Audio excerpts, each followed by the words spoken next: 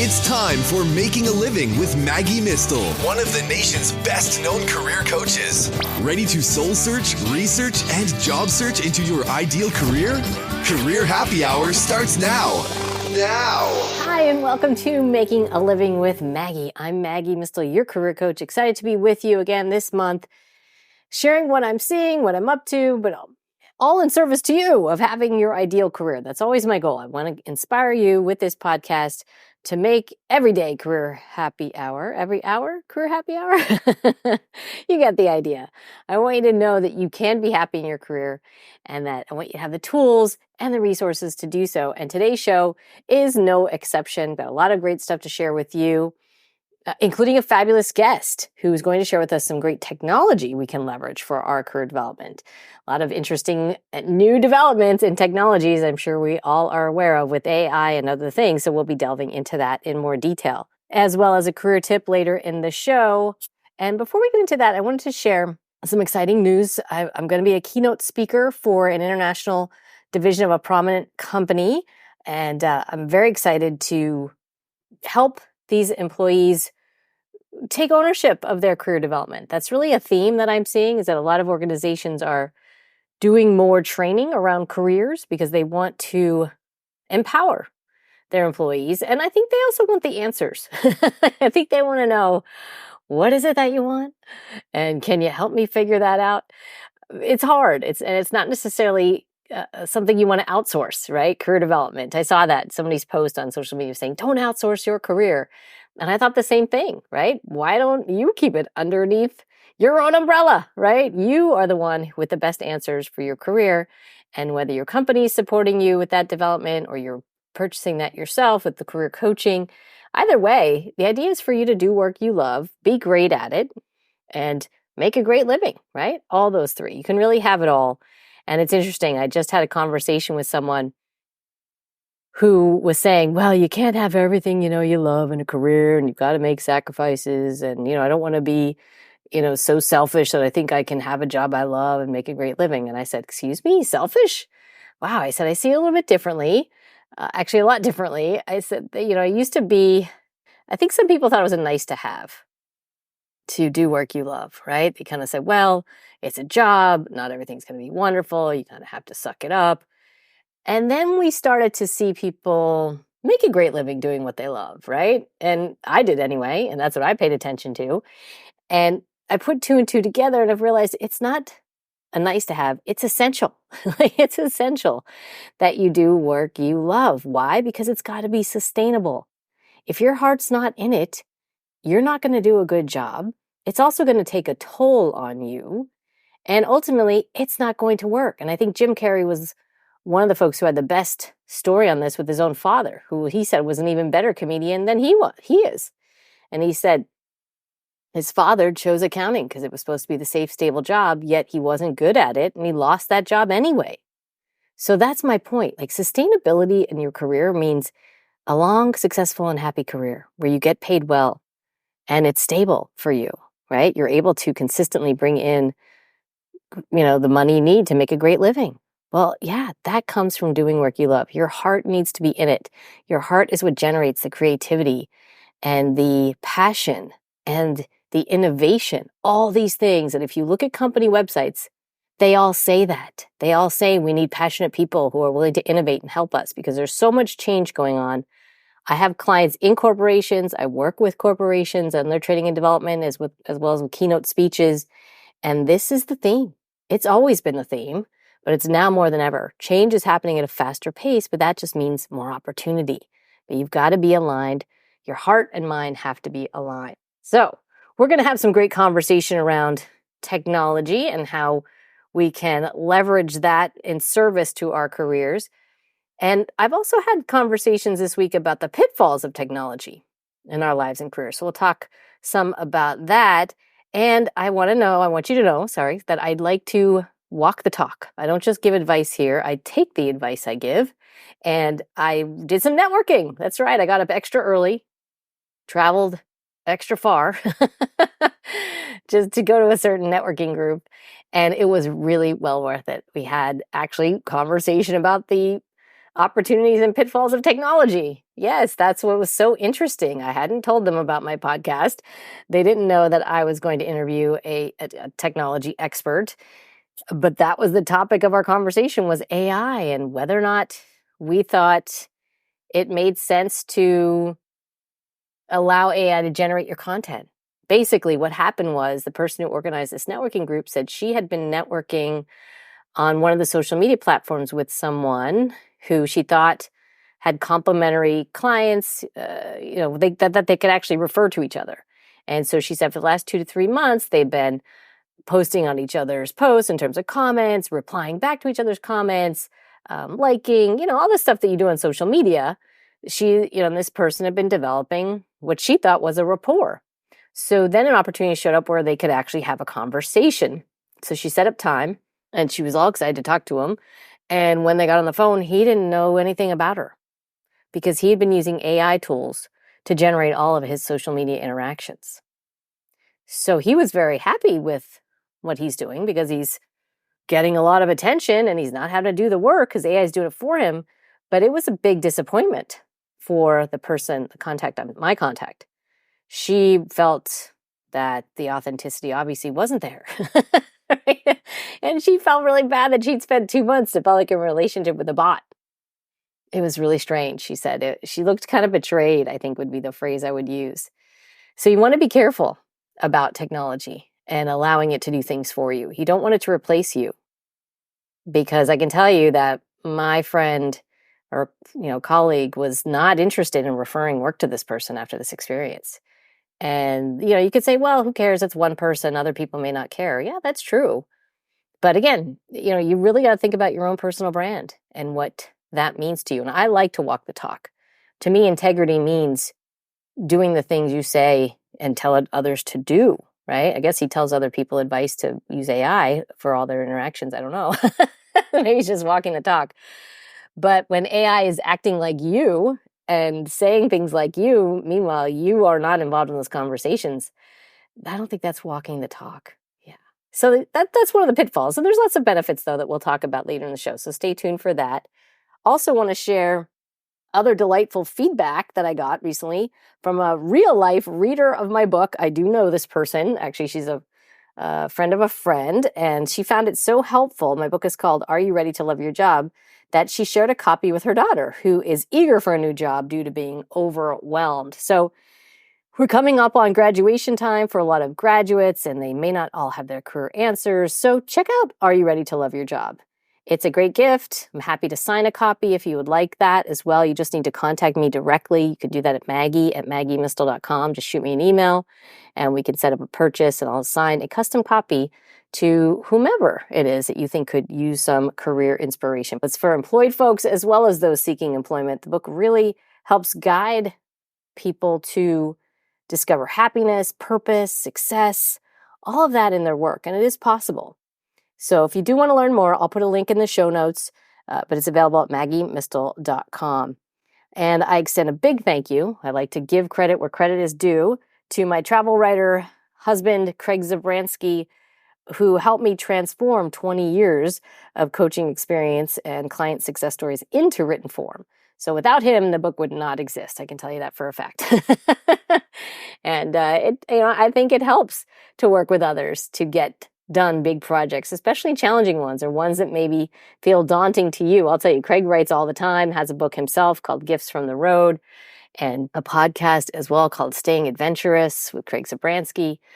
Anyway, my point being, there are people out there who find it easy to do what you find hard. So team up, collaborate with them, leverage technology tools to do so, but make sure you're interacting with a real person. So speaking of doing work you love, I have a very knowledgeable guest today. That's right, Suzanne Cantra of Techlicious.com will be here. So I want you to stay tuned because she's going to be here to share tips and tricks to get the most out of technology for your work and your life. Sounds good, right? And stay tuned for this month's career tip, which is about how to define salary requirements. Now that every job posting, not every, but a lot in many states have salary requirements, it's good to know what yours are for sure. So all that and more, stay tuned right here on Making a Living with Maggie.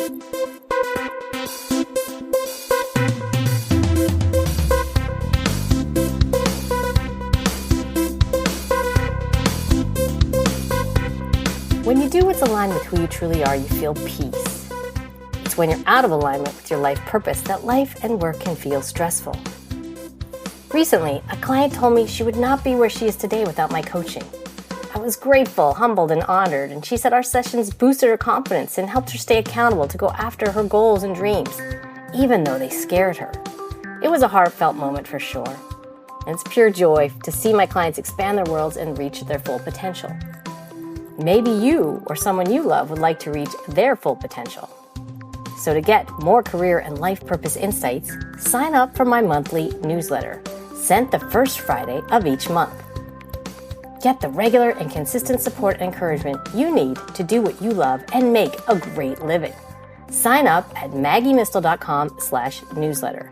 That's maggiemistel.com/newsletter. A link will also be in the show notes. Well, I'd like to introduce Suzanne Cantra. For the past 20 plus years, Suzanne has been exploring and writing about the world's most exciting and important science and technology issues. 10 years ago, she founded Techlicious, which serves the role of that tech-savvy friend you can count on to share tips and tricks to get the most out of technology. Before that, Suzanne was the technology editor for Martha Stewart Living Omnimedia, which is where we met. And she hosted the radio show Living with Technology. Previously, Suzanne served as technology editor for Popular Science magazine, and she's been featured on CNN, CBS, and NBC. Suzanne lives in New York City with her husband and 3 children. Welcome, Suzanne. Thanks for having me. Yeah, it's so nice to see you again. We used to interact back in the Martha days.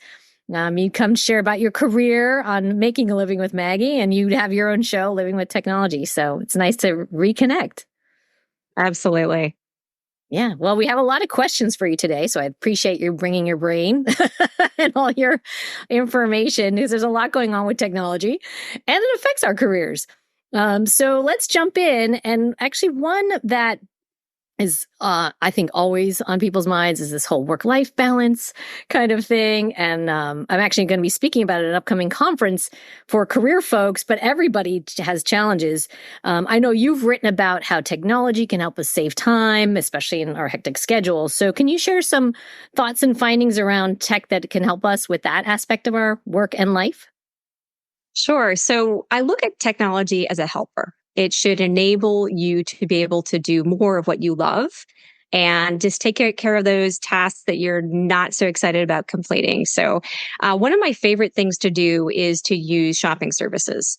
I've used Fresh Direct. I've used Instacart. Being able to count on somebody to be able to deliver the food for your dinner or just plan out for the week and make sure that you have a delivery every week, that takes care of a whole shopping block that you wouldn't be able, that you can get that time back. Great point. You know, it's living in New York, we used to use Fresh Direct all the time. Now that I'm not in the city full time, haven't quite used the shopping services as much, but it's a good reminder. Definitely use Amazon still, though. So yes. I don't know how we ever live without that.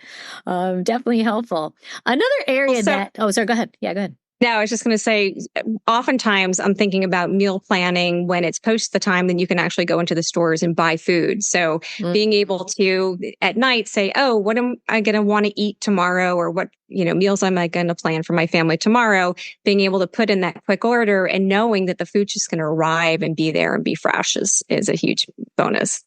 Yeah, you're right. It's good to use the technology to help, and really, and you do see the orders in stores now. When you walk in, you can kind of see the lining up for either pickup or delivery. Any other tips for work-life balance that you found? Any good technology? So I use AI a lot for planning things. So I can ask AI for suggestions. We're going to be going to Chicago tomorrow. And so I can ask, what types of special events are happening over the weekend. I can help it plan out an itinerary in terms of, what other activities are around the things that I know that I want to go to. So for instance, we're going to go to the aquarium. So what restaurants that are around there? What other little live showcases or events might we want to be able to explore? And so being able to use AI for those types of things has been a big difference in terms of, getting those last minute details, because you can use the Browse with Bing technology to be able to take in the most recent data. So oftentimes when you get the travel guides, they may not have the most recent and up-to-date information. So that's a nice bonus as well. Is it that much different than typing it in? Like if you were to type in the search engine, things to do or restaurants around the aquarium, would you get the same results? I mean, or is it that much different with AI? So the difference is that it's a conversation. And so you hear people talking a lot about prompts, and that seems a little vague, I think, to a lot of people. But prompts are just conversations. So yes, if I typed in, what restaurants are around the aquarium in Chicago, then you would get back a list. But then you can further delve into that and ask follow-up questions. Well, I want something with sushi, or I want something that's going to be able to accommodate large groups, or maybe both of those things. Maybe I want something that's within walking distance. Maybe something that's going to have gluten-free items, right? So yes, you could go and you could search and get all of those results and go down the rabbit hole. However, this is more of a conversation. So you're having with a friend in some senses. Also, with AI, you can put together sort of a profile and say, hey, this is my age. These are the kinds of things I like. And based on who I am, make those recommendations versus, going to a source that would be gearing the recommendations to more of a general public audience. Interesting. Okay, for sure. And I know I cut you off. Were there other things? The last thing is writing notes. I get stuck on writing thank you notes, writing sympathy cards, writing notes that I have the feelings, but I don't necessarily have the words to be able to express them as eloquently as I would like. At writing. And so this has been a way just to sort of get over that writer's block of being able to get my words out and then craft them and make it sound like me, but, have somebody give me some of those extra words that I might not have at the tip of my fingers. I did notice that. I'm a subscriber to BlueMountain.com, which is a card service. You send a lot of e-cards to family, and I use the AI feature to write and asked a few questions. It did the prompts, tell me about the person, couple things. And then it wrote interesting comment like that. And actually a lot of them we use. I'm like, well, that's interesting way to put it or whatever. And I think that's what I found so far with AI most helpful is in the rewrite of something. I'm a little more factual, formal. This puts it in a little more conversational, more accessible, more like in a card, obviously greeting card, more personal. And that's nice too. Interesting. Okay, good. Lots of good tips. So I have more areas to ask you about. Another area I know you've covered is discovering new ways to enjoy our personal interests, which, I like to help people soul search. It's a lot about their personal interests. So what tools have you seen in this area when it comes to technology? So I like Reddit. And, there's been a lot written about Reddit. Reddit is a group of communities. And so each community is a subreddit. There is a community for just about anything. The good subreddits are moderated, and you can see how many people are actively online. They discuss topics in depth. So, for instance, my husband is into knives. He likes chef knives. He likes to cook. And so his subreddit is True Chef Knives. And they talk about different styles of knives, how to sharpen knives, stories about people who don't know knives using their knives and how they have to resharpen them. Anyway, you can go down the rabbit hole, but in a good way. And so you're finding like-minded people to give you suggestions, recommendations, answer your questions. Of course, these are people, and so you have to sort of take the good with the bad. But it's a great way to find your community, your people, and be able to just enjoy those topics and passions that you have. Very interesting. I like that idea, especially when it comes to spending time on your personal interests. Sometimes you can't find the people locally where you are, and it's nice to have technology because it kind of expands your world. I guess people could be from anywhere. They can be from anywhere. Absolutely. Yeah, very interesting. Different viewpoints, right? Something you might not have thought about. Sometimes we get into our little bubbles. And when you have these internet-based communities, you have people from all walks of life, all places in the world. And then you can, expand the way that you think about whatever your passion topic is. Yeah, for sure. I love that idea. You're getting me thinking. There's probably an app for just about any passion that you have. There are podcasts that you can listen to, obviously. So those I think that probably people are more familiar with. But I think the Reddit isn't necessarily something that a lot of people are engaging in right now or think about necessarily for their passion projects. Yeah, I like that idea. Have you seen technology that also helps people with research? So after they identify their passions, maybe they want to explore careers in that area or even job search into them. Have you seen technology help in those two as well? So I'm going to go back to AI again and talk about how it can help fine tune your research. So the way that AI works is that you need to be able to give it good information to be able to get good information out and then know that this is a two-way street, right? So it's going to come back and it's going to give you some information and then you can refine it and say, I don't like this piece of information you gave me. Give me more like these other pieces of information. So if you're looking for a job and you want your job to involve writing, maybe we'll give you, to be a technology writer or to work in public relations or to be in a communications job.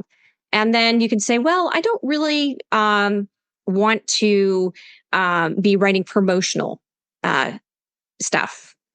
So what would you recommend where I'm not going to have to be promoting somebody's product or somebody's service? And so you could start going down those roads and say, okay, well, what other areas could I explore writing as a career choice? And knowing that you can always ask for more information. The nice thing about AI is it never gets tired. It never gets angry or upset or annoyed. You're not wasting its time. Right. And so you can really sort of bounce ideas off and go in multiple different directions. And the more that you give it about who you are, what your expectations are, you can be truthful and say, hey, I want to be able to work from home in my pajamas, right? That's AI is not going to judge you for that. And, what is your dream job? How would you envision that and see how that plays out with your different skills? I've played around with uploading a resume and saying, what jobs would I be good for? What kinds of jobs should I be thinking about applying to? How were the responses on that one? Were they good? Were they quality? It was what I expected. I got a lot of responses for, different types of writing positions, public relations, communication roles, the things that I would expect. But it also things like product evangelists. So I enjoy talking to people about how technology can make their lives better. So what could I do based on my background where I could go out and help people and talk to people and interact with people? And so it sort of frees your mind a little bit to think about things that are sort of outside of the box in which we all put ourselves. That is so interesting. Yeah. And you mentioned AI too, when it comes to resume, like in terms of what jobs, they've also have tools, obviously, that can write your resume now for you, right? AI tools. There's so many. Yeah, what I recently saw were some recruiters who were complaining that they could tell it a mile away, actually, and it bothered them. So I'm curious. I mean, obviously, I think it's like anything where if you're trying to placate the system and like have all the answers to the test, it obviously looks like you're cheating. You know what I'm saying? So it sounds like you just still need to personalize it. But what are your thoughts there in terms of using the tool, but having it still be you and custom and still have your voice in there? So as you said it's a tool. It should not take the place of you and your work and your insights. It should not take away your voice. And so you can, how I like to work with it is to give it the information that I want to have and then have it come back and then have it be a conversation about it. Realistically, for a resume, you're going to write most of it. So maybe it's better off using that as a proofreader, right? You don't want to have any mistakes in your resume. Or you create your resume and say, hey, this is my resume. How can I tweak it? How can I make it specific for a job that I'm applying for? Let's say that I'm looking at a writing job at a technology outlet. So I'm a writer and I've written for a bunch of different publications. How can I make my experience relevant to this job that I'm applying for? And so then it can ask you questions and say, well, have you considered highlighting technology publications that you've written for, or, whatever the use case is for you, being able to have it come back and recommend what are the things that I can tease out from my experience and highlight in my resume for this specific job. So it's not really writing your resume for you. It's making you think about your resume and changing it slightly to make you a better candidate for whatever position it is. So it's like walking you through the thought process. Right. It's walking you through the thought process. And one of the prompts that I love to use is, what questions do you have for me? How can I make this better? What information do you need from me to make what I have better? And so then you get those questions back and you can think about them and say, what have I done that I could put in this resume for this specific job that would make a lot of sense for me to put in the resume so that people see it before they even get to the interview phase. And I think that would be really helpful for a lot of people, especially if they're looking at different industries, maybe slightly different job titles. And then you have a bespoke resume for each and every situation. And it's not, I turn this out and just had AI write it. It's saying AI is helping me fine tune what I already have. Right. It's a good idea. And when you say you're using AI, you mentioned the Bing tool. Are there other, does it matter which one you use? Have you found some tools to be better than others? Where do you go when when you want to use AI? So I use different AI tools for different things. So I've used Microsoft Copilot. We've published some of our stories from Techlicious on MSN Start. And so, for instance, I will feed in my story into Copilot and say, what hashtags do you recommend that will make it more visible on MSN Start? And then Copilot will say, oh, I recommend these 10 hashtags. I find that Claude is good AI for having more of a conversation. It being able to ask you intelligent questions so that you can give it better source material and create a better product. So that's Claude, like you would think, talking to your friend Claude. Claude.ai. Okay. So I like it for that. ChatGPT is fantastic for background research. I can say, tell me about this topic. And then you need to make sure for all of these different platforms, don't make up information, provide citations, check the citations that they send you. I had a situation where I was doing some research on Gemini and it came up with a fact, and I asked for the citation, clicked through to the citation, and it didn't exist. It was wholly fabricated. And so you see those little warnings down below. That was going to be my next question. Yeah, right. If what you're getting is any good, but you have to be discerning, I guess. Right. So you're ultimately responsible for the output.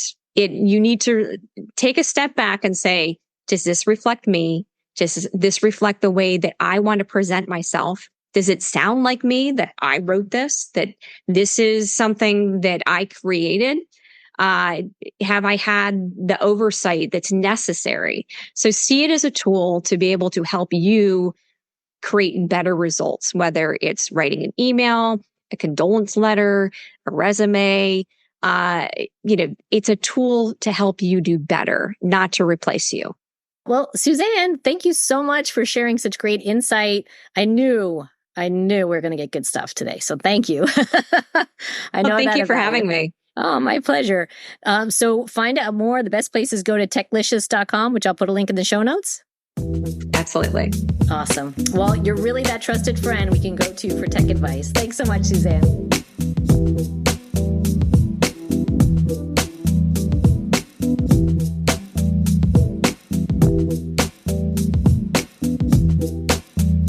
Now that we've heard from Suzanne, it's time for your career tip. This one is about defining salary requirements, a key element of any ideal career. Here it is, a quote I hear often. If I change careers and follow my dreams, I can't make the money I make today. I won't be able to maintain the lifestyle I want. Does this sound familiar? I hear this reasoning all the time. Clients often tell me their fears of making less money. And that is what makes this element so vital. People might give up on their dreams and say, I'll work in this job, not doing what I love for the next 20 to 30 years, so I can afford my lifestyle and enjoy a few precious weeks off each year until retirement. Yikes. To me, that sounds much more frightening and honestly, sad too. Don't let this be you. Before we start to debate how important a lifestyle is over a career that we enjoy, let's really figure out what are your salary requirements. Here's a helpful way to clarify your salary needs. First, how much do you want to make? Take your pen and journal, a piece of paper, your phone, but either way, write down your ideal salary. Is it $45 per hour? Or $50,000 per year? Or $100,000 plus per year? Or more? What amount would make you feel well compensated and allow you to live the lifestyle you desire? Consider it a blank check. And is this with or without health benefits, 401k, and other perks? Be specific. Next, how much do you need to make at a minimum? Sometimes people believe they need more than they actually do. You have expenses, but have you actually created an expense budget of your fixed costs? Do you really know how much you need to cover your basic expenses like rent or mortgage, utilities, food, etc. each week or each month? If you're not sure, here's a way to figure it out. First, track your spending for a month to see where your money is going. Then calculate your monthly or even yearly budget and determine how much you need to make to keep your current lifestyle. Next, highlight any items on your budget that you can possibly do without.